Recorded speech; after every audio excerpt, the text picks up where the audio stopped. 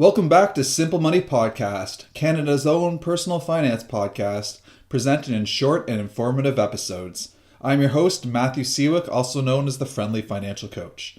So one of the most current and controversial issues that the world faces right now is man-made climate change.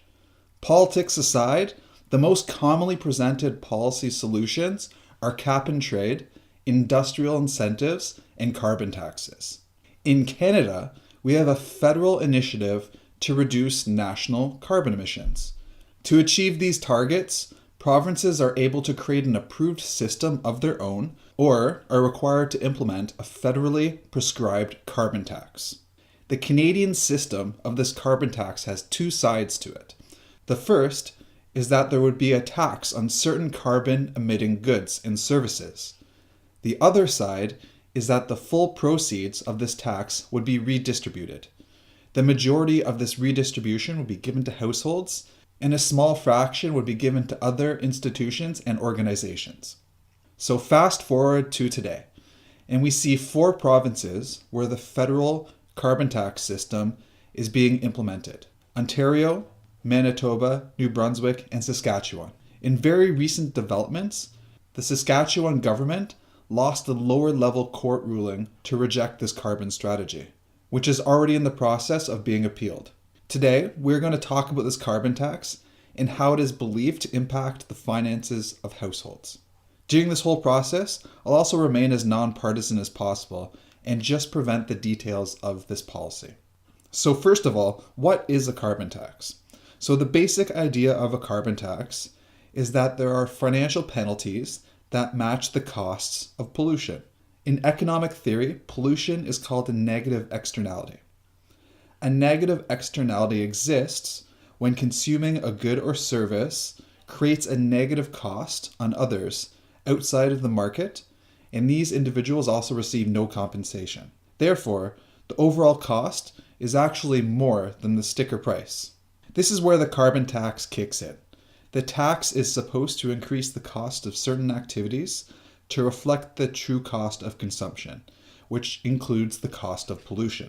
Currently, the price that is being used for carbon is $20 per ton. So in theory, paying the full cost for a good or service will also act as an incentive to reduce our individual carbon footprint. Looking at how this tax works in Canada, there are 2 major components that the carbon tax targets. One is on fuel, such as gas, diesel, and natural gas, and the other is on the output of large industrial facilities. Some provinces have already implemented a federally approved pollution strategy, while others, Ontario, New Brunswick, Manitoba, and Saskatchewan, were forced to use the federal strategy. In this strategy, full proceeds from the carbon tax are returned. The bulk of the proceeds are given to individuals and families, and the remainder is paid to small and medium-sized businesses, universities, First Nations communities, nonprofits, and others that would struggle to adapt to the carbon tax. So how much do individuals and families get back? So the amount that is paid back to households really depends on a few factors, specifically how many people are in the household, their age, and their location of residency. This amount will also increase on an annual basis until 2022. It's expected that every year the cost of carbon will increase, so prices of these goods will also increase. So for example, in Ontario, each single adult that's 18 years or older is eligible for $154. Each next adult is then $77, and then an additional $33 for every child under 18. An additional 10% supplement is also available to families that live in rural or small communities.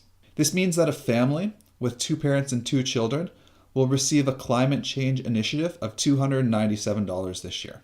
Next year, it's expected that this amount will increase to $451.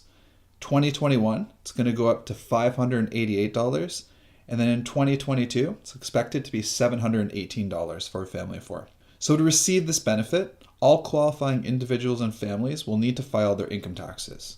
I talk about this a lot, and this is just another reason why it's important for households to file their taxes. So that's it for today, but this topic will surely remain controversial and will be increasingly debated in the run-up of this year's federal election. Thank you again for listening to Simple Money Podcast. If you have any questions or comments, you can email me directly at info@ffcoach.ca, or you can find me on Twitter at F_F coach. Take care and talk to you soon.